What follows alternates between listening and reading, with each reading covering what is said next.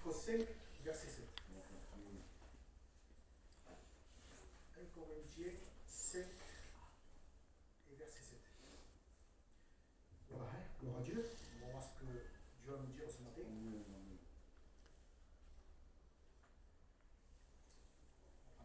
Faites disparaître le vieux levain, afin que vous soyez une pâte nouvelle, puisque vous êtes sans levain. Car Christ, notre Pâque, a été immolé. Amen. Célébrons donc la fête, non avec du vieux levain, non avec du levain de la malice et de méchanceté, mais avec les pains sans levain et la pureté de la vérité. Amen. Amen. Amen. Gloire à Dieu. Donc il s'agit de la Pâque. Aujourd'hui, en ce moment, on célèbre une fête qui s'appelle Pâques. Et aujourd'hui, eh bien, ça reste une fête biblique, c'est une fête biblique, il n'y a pas de problème, et on voit combien elle a été détournée. Aujourd'hui, on parle plus de chocolat que ce qu'on réalise réellement, ce que c'est la Pâque. C'est devenu une fête commerciale, mais pour les juifs, pour les chrétiens, eh bien, là, ça n'a pas perdu son sens. Parce que le monde voudrait peut-être détourner les choses de Dieu, les mettre dans sa poche et en faire une fête pour lui. Mais nous sommes conscients que cette fête reste une fête biblique avec tout ce qu'elle signifie. Et aujourd'hui, on va essayer d'en parler un peu. Hein. Je vais voilà, avec l'aide de Dieu, essayer de savoir réellement qu'est-ce que c'est la Pâque. Donc, comment cette fête est arrivée?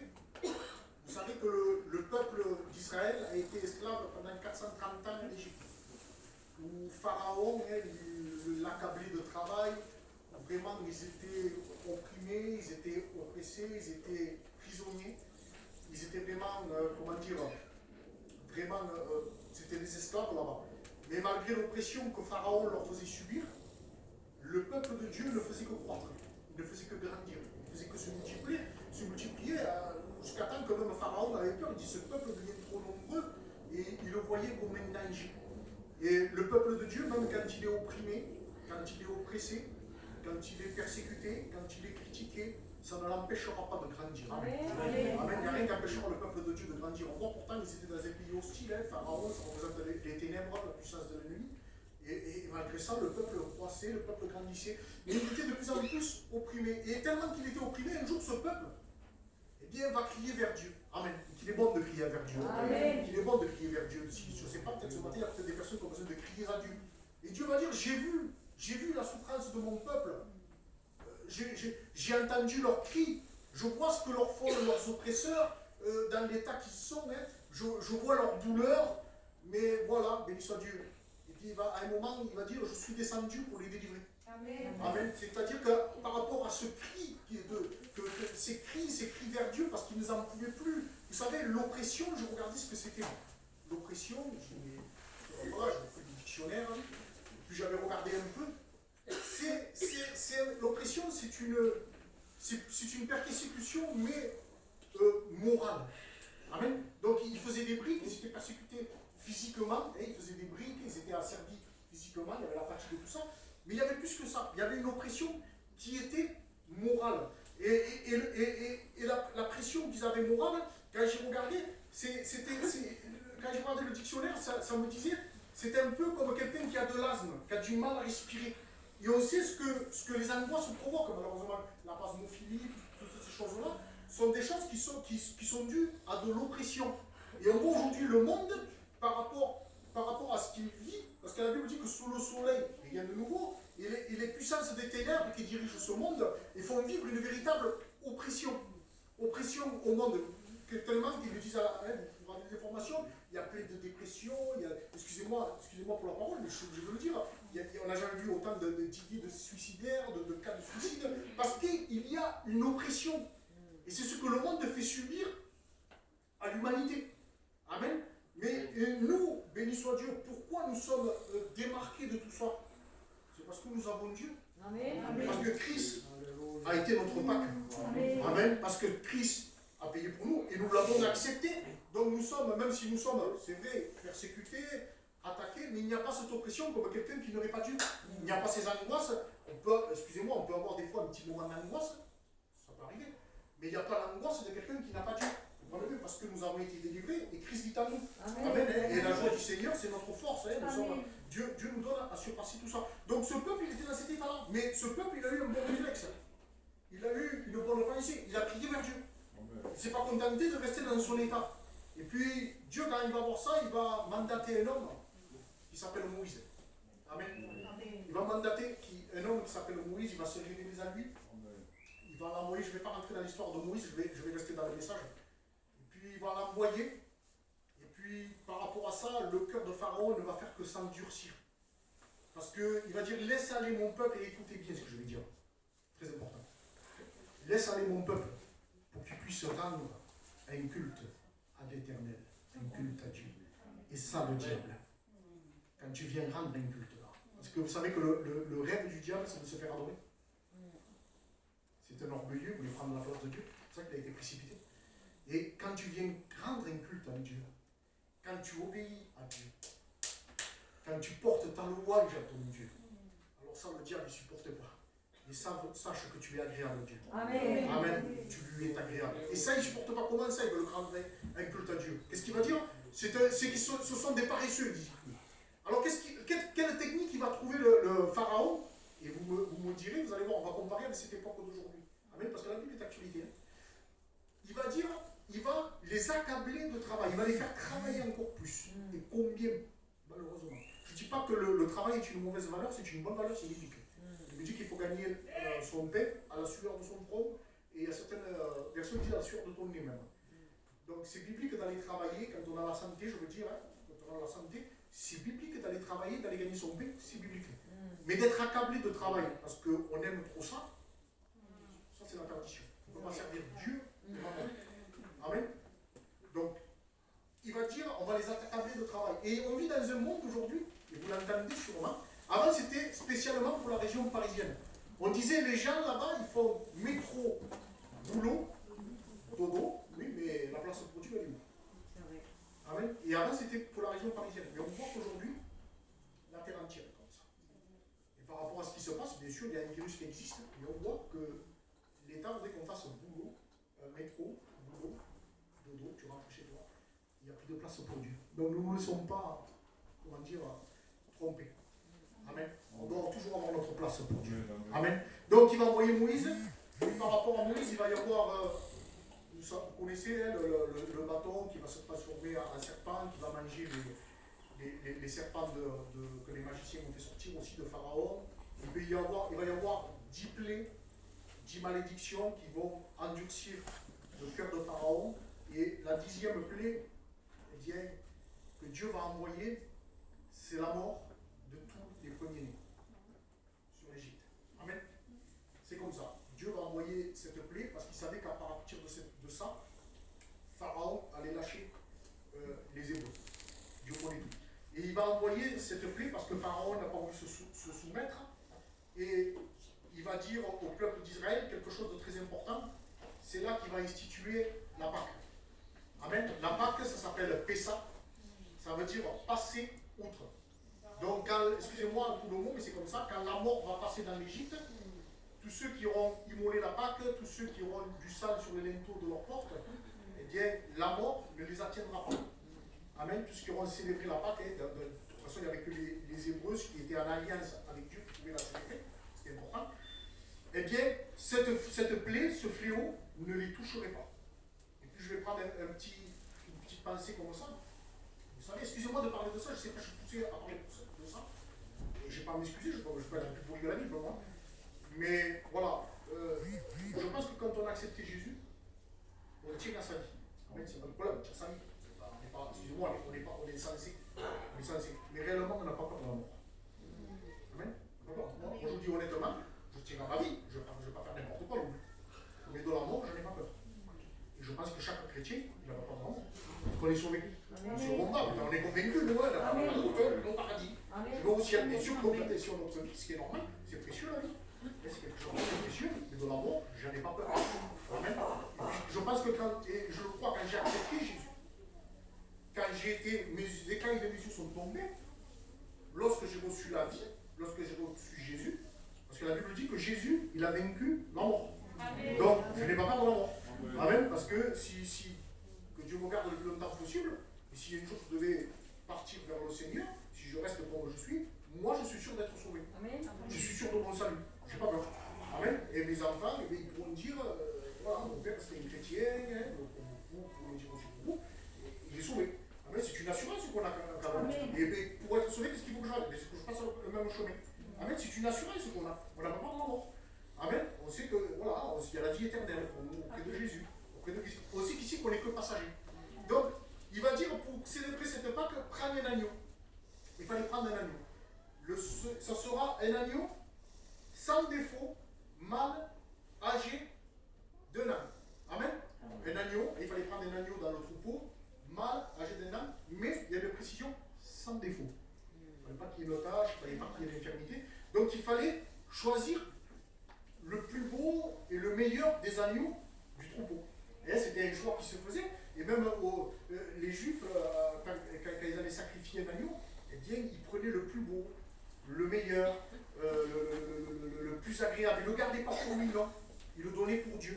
Amen. Et quand nous, ce qu'on donne, on donne le meilleur pour Dieu. Mais il y a quelqu'un qui a donné encore meilleur. C'est Dieu. Il a donné son Fils unique. Qu'on croit ne périsse point. C'est qu'il a la vie éternelle. Il a donné le meilleur du ciel. Le meilleur de ce qu'il y avait dans le ciel. Son Fils unique à la personne de Jésus.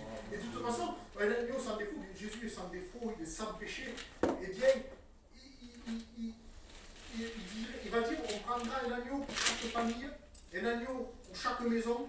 Si la maison est trop peu nombreuse pour un agneau, on le prendra avec son plus proche voisin. Amen. Donc il fallait qu'il ne reste plus rien de l'agneau. Amen. Il fallait tout manger et ce qui restait, il fallait le brûler.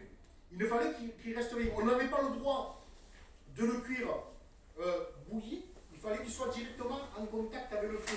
Parce que si on l'aurait cuit bouilli, il aurait fallu le mettre dans un récipient.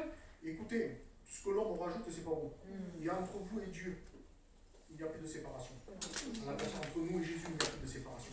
C'est du direct, lui, et cet agneau, François Jean-Baptiste a pu dire, voici l'agneau de Dieu qui ôte le péché du monde par la personne de Jésus-Christ. C'est Christ notre Pâque. C'est l'agneau de Dieu, l'agneau parfait, celui qui ôte le péché du monde. Il n'y a pas plus grand agneau. Et on l'a vu, tu prendras un agneau pour une famille, pour une maison. Si la maison est peu nombreuse, vous le prendrez avec vos voisins, parce qu'il fallait qu'il ne reste plus rien.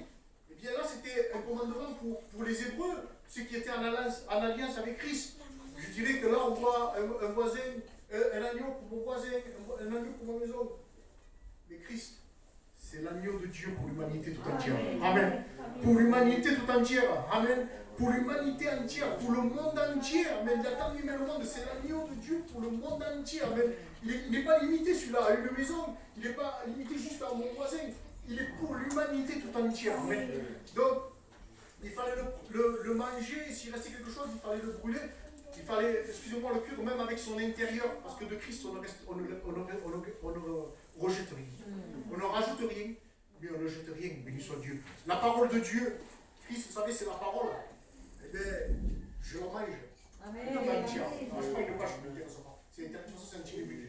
Je la mange tout entière, béni soit Dieu. L'agneau de Dieu, je le mange tout entier, béni soit Dieu. Parce qu'il est bénéfique. Et dans son extérieur, excusez-moi, mais même dans son intérieur.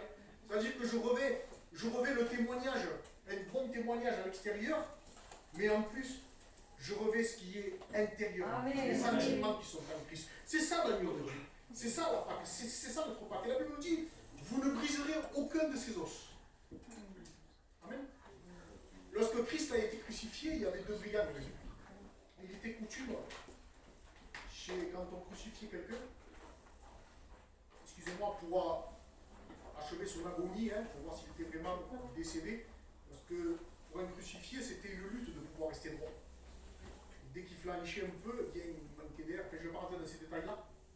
Eh bien, il était coutumé, on le voit, que les soldats avaient brisé les genoux pour que ça aille plus vite. Mais à Christ, non. Aucun de ces os n'a été brisé. Amen. Ça a été prophétisé, c'est Psaume 22, verset 18. C'est prophétisé par le psalmiste, et c'est Jésus qui parle, par le Saint-Esprit. Je pourrais compter tous mes os. Amen. Aucun de ces os n'a été brisé. Il était conforme. Amen. C'est l'agneau de Dieu qui était conforme. Aucun de ces os n'a été brisé à lui. Béni soit Dieu. Donc, on a vu, il y avait l'agneau qui représente le Christ. Et puis, il fallait. Maintenant, on va passer au sang. On prendra de son sang et on en mettra sur les deux poteaux et sur les linteaux de la porte des maisons et on le mangera. Amen. Vous prendrez ensuite un bouquet d'hysope, vous le tremperez dans le sang qui sera dans le bassin et vous toucherez le linteau et les deux poteaux de la porte avec le sang qui sera dans le bassin. Nul de vous ne sortira. Amen. Gloire à Dieu. Donc il fallait prendre de ce sang.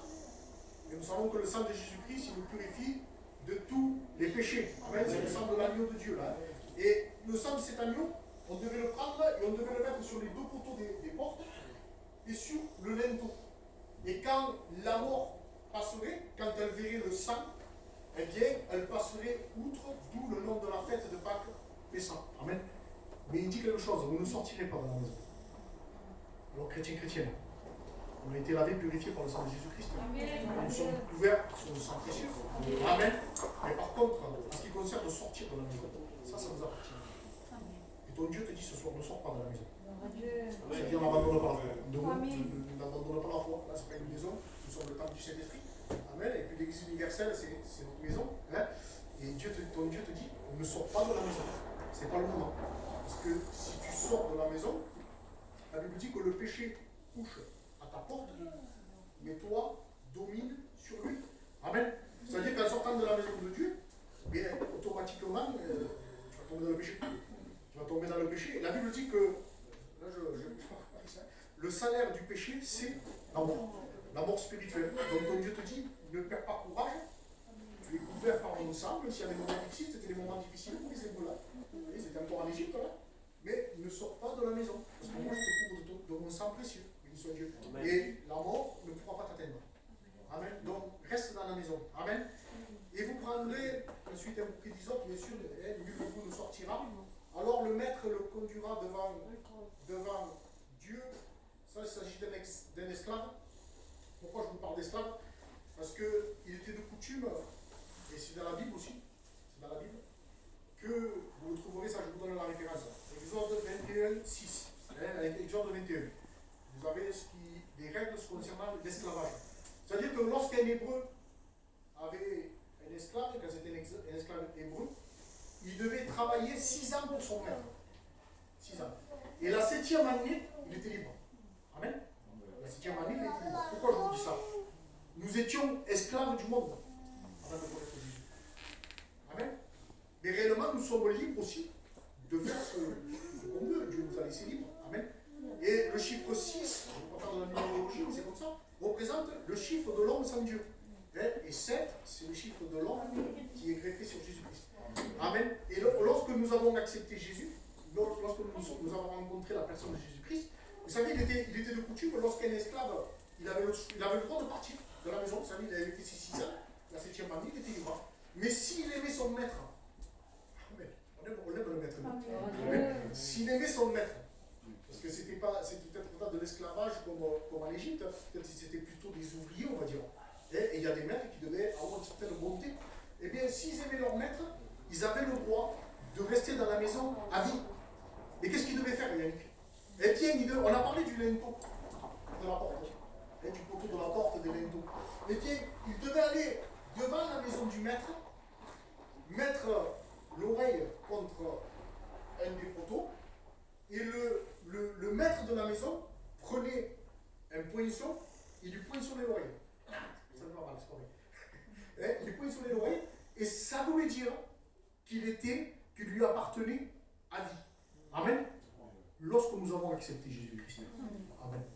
Aujourd'hui, nous lui appartenons à vie, même pour l'éternité. Eh bien, qu'est-ce que nous avons fait? Nous avons crucifié notre chair avec Christ. Amen. Amen. C'est pour ça que nous l'appartenons et que nous le servons, qu'il est notre maître.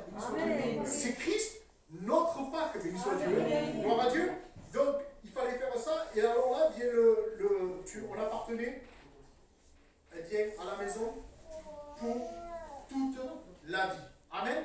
Donc on appartient appartient à Dieu, nous, pas pour un jour, pas pour 2 jours, mais on appartient à Dieu pour l'éternité. Nous sommes Dieu, nous sommes couverts par son sang précieux et nous avons fait le choix bien, de lui appartenir parce que nous avons reconnu en Christ bien, notre Pâques, notre agneau immolé. Pendant 7 jours, jumelés à la fête de Pâques, il y a une fête qui s'appelle les pains sans levain. Amen. Et on sait, je ne suis pas trop boulanger, moi, je crois qu'on a un peu. Je crois que le levain, à part de faire gonfler la farine, ça ne change rien. Si on ne mettait pas de levain, ça aurait le même goût, les mêmes vitamines, ça sert juste à faire gonfler. Hein? Donc, on a cette fête qui s'appelle la fête des pains sans levain, mais dans la Bible, le levain, ça représente quoi? Eh bien, la méchanceté, la malice, des choses qui ne sont pas à la gloire de Dieu. Et bien, avant de célébrer la Pâque, il fallait qu'il n'y ait même pas de levain dans la maison. Et les Hébreux le font encore, un temps avant la Pâque, qu'est-ce qu'il faut? Eh bien, ils cherchent dans toute la maison, voir s'il n'y a pas du levain, s'il n'y a pas quelque chose de ce genre-là, parce que ça représente une impureté. Et la Pâque, vous savez, ça représente aussi à nous la Sainte Seine. Amen. On a le pain, on a la coupe qui représente son sang, nous voulons le célébrer. Amen. Et qu'est-ce qu'on fait toute la semaine? Est-ce que je suis venu ici me sanctifier? En quelque sorte. Me sanctifier avec la parole, il y a pas de problème, il y a tout le monde. Mais réellement, avant de me présenter devant la Sainte Seine, qu'est-ce que j'ai fait toute la semaine? Et puis je me suis sanctifié. Amen. Vous savez, les chrétiens, je me suis sanctifié toute la semaine, parce que je n'ai pas dû lever. Tous les jours, je me sanctifie. Après, je cherche qu'est-ce qui va passer.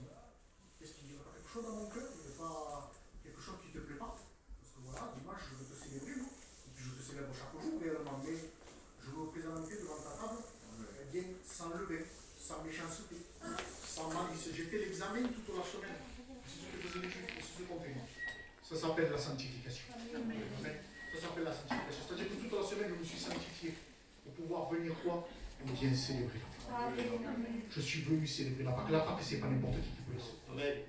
La Sainte Seine, c'est pas n'importe qui. On n'est pas venu prendre des cultes, on est venu apporter une cultes. C'est pas n'importe qui peut apporter. Parce que l'on le voit, si vous regardez, je ne vais pas rentrer dans les détails, il fallait que les personnes viennent, elles soient dans l'alliance. Amen. Et avec Christ, on est dans l'alliance. Et ceux qui sont dans l'alliance, c'est quoi? Eh bien, c'est les enfants.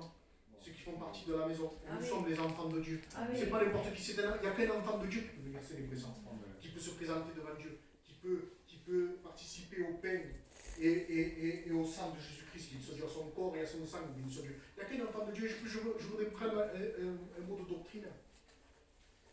Ça s'appelle, c'est une. Excusez-moi, je ne voudrais pas faire la guerre aux religions. Je ne suis pas là pour faire la guerre aux religions, mais je suis là pour dire la vérité. Est-ce que réellement, il y a des personnes qui pensent que pendant la Sainte Seine, ça devient réellement, excusez-moi, la chair de Christ et le sang de Christ? Vous savez que c'est une fausse doctrine? C'est une image. C'est une image de sa chair, de son sang. C'est une doctrine, excusez-moi, mais je suis obligé de le dire, ça s'appelle l'Eucharistie. Et dans certaines religions, ils croient que vraiment, que pendant l'hostie et le vin, ça devient la chair de Christ. Écoutez, c'est anti-biblique. Excusez-moi, on n'est pas des cannibales. On est cannibales. Mais c'est anti-biblique en plus. Excusez-moi, de la chair humaine, excusez-moi si je suis un peu cru sur la tête des chrétiens. C'est anti-biblique. Non, c'est une image, une représentation. Voilà. Amen. Gloire à Dieu, je voudrais être clair avec ça, c'est une représentation, parce que des hommes ont cru que c'était ça. Vous le savez? Que des hommes dans la Bible ont cru que c'était ça, et qui sont partis. Ils ont dit, oh non, ces paroles sont trop dures, hein. Parce que Jésus l'a dit, celui qui ne mangera pas ma chair, et qui ne boira pas mon sang, mais il ne pourra pas être sauvé. Et ces hommes-là, ils ont pris ça au mot. Ils ont pris ça à la lettre. Et l'église s'est vidée. L'église s'est vidée. Il n'a resté que les disciples. Et Jésus leur a dit, mais vous ne partez pas. Il dit, mais toi seul, les paroles de la vie. Mais nous, béni soit Dieu. Eux, ils l'ont pris au sens charnel. Et ils sont partis. Amen. Mais béni soit Dieu que quand on comprend le sens spirituel, on ne part pas. Je ne sais pas pourquoi je dis sur ça de ne pas partir de la maison. On ne part pas de la maison. On reste dans la maison parce qu'on sait que c'est une image. Amen. Et que c'est important de participer au Saint-Repas, d'apporter une culte. Béni soit Dieu. Donc, on mangera ces pains sans levain. Et puis, il était de coutume de le manger avec des herbes amères pendant la Pâque. Et l'amertume, ces herbes-là, ça devait leur rappeler l'esclavage, l'Égypte. Et puis, quand on se place devant la Sainte Seine, réellement aussi, on fait un examen. Parce que la Bible le dit, puisque chacun s'éprouve soi-même, que chacun s'examine soi-même, c'est le texte de la Sainte Seine. Et puis, on s'éprouve, on s'examine, et puis on se rappelle ce qui était ma vie sans Jésus, pas pour être nostalgique, ni pour être accablé, mais on se rappelle ce qu'on est sans Jésus. Et puis quand je me présente devant la scène, je vois le privilège que j'ai, et puis je vois la vie que j'ai maintenant avec Christ. Et puis l'avenir que je vais avoir, béni soit Dieu. C'est quelque chose de merveilleux, c'est quelque chose de très grand. Amen. Donc il y avait ces peines sans lever, et les Juifs aujourd'hui, peut-être à l'époque de Jésus le faisaient aussi, il y avait 3 peines pendant la Pâque. Quand on célébrait la Pâque, il y avait 3 peines. Et pour les Juifs, un pain représentait le sacrificateur, celui du milieu, le Lévite, et l'autre pain représentait l'Israélite ordinaire. Amen, celui qui ne faisait pas partie de la tribu de Lévi. Mais pour nous, ces 3 pains pourraient nous représenter, ils peuvent nous représenter, ils nous représentent quoi? Bien, le Père, le Fils et le Saint-Esprit. Le pain du milieu, on a vu, le Père, le Fils, le Saint-Esprit, le Fils c'est Jésus, et c'est le médiateur entre Dieu et les hommes, celui qui intercède, il n'y a que lui qui peut intercéder, c'est le seul médiateur entre Dieu et les hommes, il est au milieu, béni soit Dieu, et le Saint-Esprit, celui qui convainc. Et le pain du milieu, on l'appelle l'apikonem. Bon, ça veut dire je suis venu. Amen. Donc c'est bien une représentation de Christ. Ça s'appelle je suis venu. Amen. Et qui c'est qui est venu dans nos vies? C'est Christ. Et qui c'est qui est venu nous délivrer? C'est Christ. Et quand les Juifs passent le pain du milieu, ils le coupent en deux. Il y a une partie qui se garde, une autre partie qui garde pour la fin du repas. Et vous allez voir la signification. Oh, c'est merveilleux, Seigneur. Quand on est éclairé, merci Seigneur qu'on est plus voilé, on est éclairé, donc béni soit Dieu. Et eux le font sans le savoir, mais réellement ils rendent un culte à Christ sans le savoir. Le Père prend le morceau de pain, il le met sur son épaule, sur le charge, et il fait comme si c'était vous. On rappelle pas quelque chose? Christ qui porte sa croix. Amen. Amen. Il prend ce pain, il marche comme quelque chose de lourd, quelque chose qui pèse. Il prend le pain, il le met sous un drap ou sous une nappe, il le recouvre. Amen. Il le recouvre. Puis, à la fin du repas, ils vont le chercher, ils le sortent. Oui, Jésus, le 3e jour. Il y a eu la Pâque.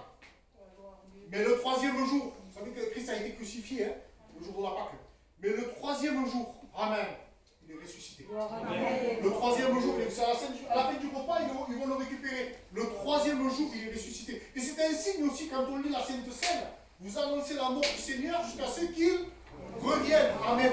Mais c'est un signe encore que Christ, eh bien, celui qui est venu, celui après qui est parti, eh bien, à un moment, il doit revenir. Amen. Vous savez, les Juifs, ils laissent la porte ouverte pendant qu'ils célèbrent la Pâque. Parce qu'ils attendent le retour d'Élie. Ils savent qu'avant le retour du Messie, il y a des témoins qui doivent revenir. Ils attendent la venue d'Élie. Et puis Christ sur ça nous a laissé quelque chose. Amen. À un moment, il a dit, Élie est déjà venu. Élie est déjà venu. Qui c'était Élie?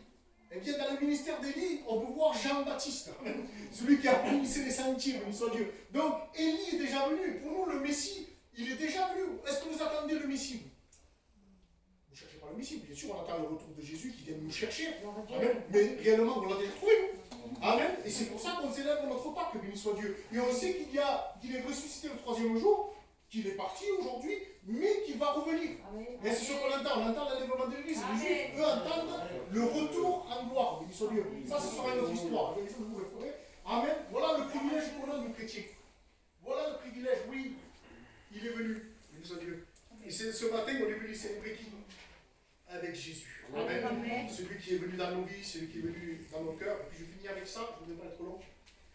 Quand vous le mangerez, c'est les conditions pour célébrer la Pâque, c'est merveilleux encore, ça va être une question de retour encore.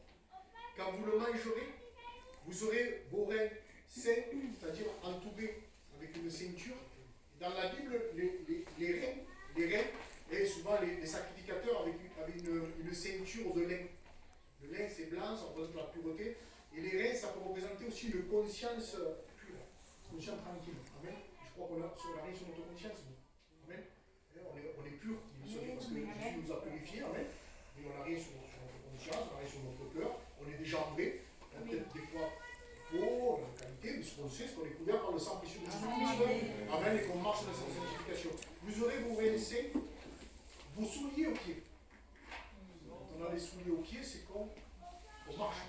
Amen. Nous aussi on avance. Des fois peut-être un peu moins, des fois un peu plus ou moins, on avance. Amen. Des fois c'est un pas, des fois je roule. Des fois, eh bien, je marche plus, mais j'ai toujours mes chaussures et j'ai toujours ce zèle pour marcher derrière Jésus-Christ.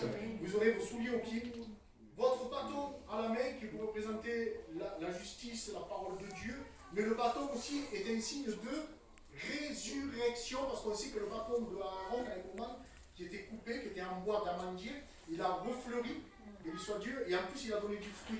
C'est un signe de résurrection. Quand les Hébreux ont quitté l'Égypte, amen, quand ils ont quitté l'Égypte, c'était au mois de Nissan. Nissan, c'est entre mars et avril de notre calendrier.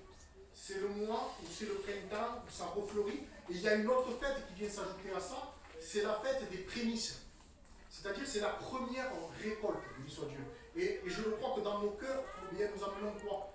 Eh bien, le prémisse, c'est-à-dire la première chose, elle est produite.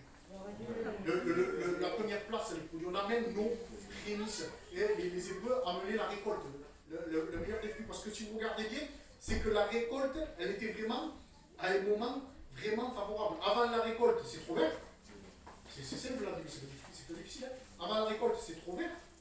Et après la récolte, des fois, c'est un peu trop mûr. Mais là, ils amenaient eh bien, le fruit dès qu'il était parfait. Amen, à la perfection. Le premier des prémices. La première récolte, le meilleur, il a mené pour Dieu. Et je crois que dans nos cœurs, nous avons rencontré le meilleur. Amen. Le meilleur, c'est Christ. Parce que nous sommes aussi, eh bien, comme nous avons reçu aussi cette nouvelle naissance, nous avons reçu cette régénération. Si en Égypte, quand j'étais dans le monde, c'était pas terrible, c'était l'hiver dans ma vie, et bien quand j'ai rencontré Christ, c'est devenu le printemps. Amen. Parce que je suis né de nouveau. Et aujourd'hui, eh bien, on porte du fruit. Amen. On porte du fruit parce qu'on est comme cet arbre planté près d'un courant d'eau, béni soit Dieu, et on donne du fruit dans notre saison, et notre feuillage, il ne flétrit pas. C'est ça qui est plein de aussi. Vous aurez le bâton dans la main, et toute l'assemblée d'Israël mollera entre les deux soirs, et vous le mangerez à la hâte. Alors là, on va prendre l'image de ça, et je finis avec ça. Si je comprends bien ce que nous dit le Seigneur, à la hâte, c'est rapidement. Rapidement, mais tenez-vous prêts à partir. Il aura dit, vous aurez votre ceinture, vous aurez vos chaussures, vous aurez votre bâton. Vous êtes prêts à partir. Prêts à partir. Amen. Soyez prêts, ne soyez pas surpris. Amen. Et c'est ce que Dieu nous demande, d'être prêts. Amen. D'être prêts. Soyez prêts à partir, l'église de Christ.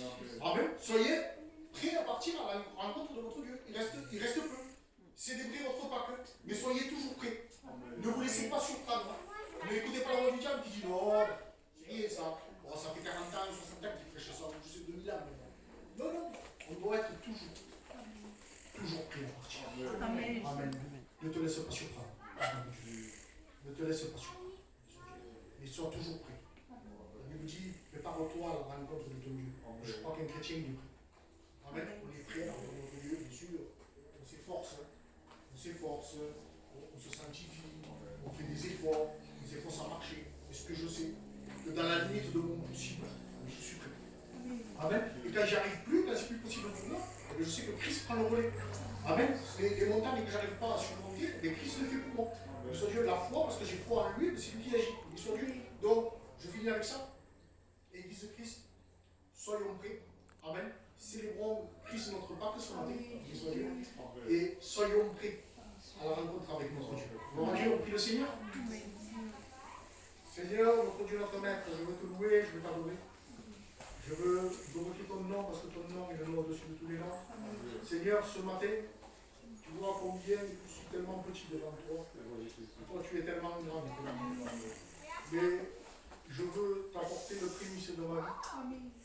Je veux t'apporter la louange dans mon cœur et de Dieu. Tu vois, si j'aurais fait quelque chose qui ne te plaît pas, je te demande pardon. Mais je t'apporte ce que je suis, Éternel Dieu. Viens à toi tel que je suis.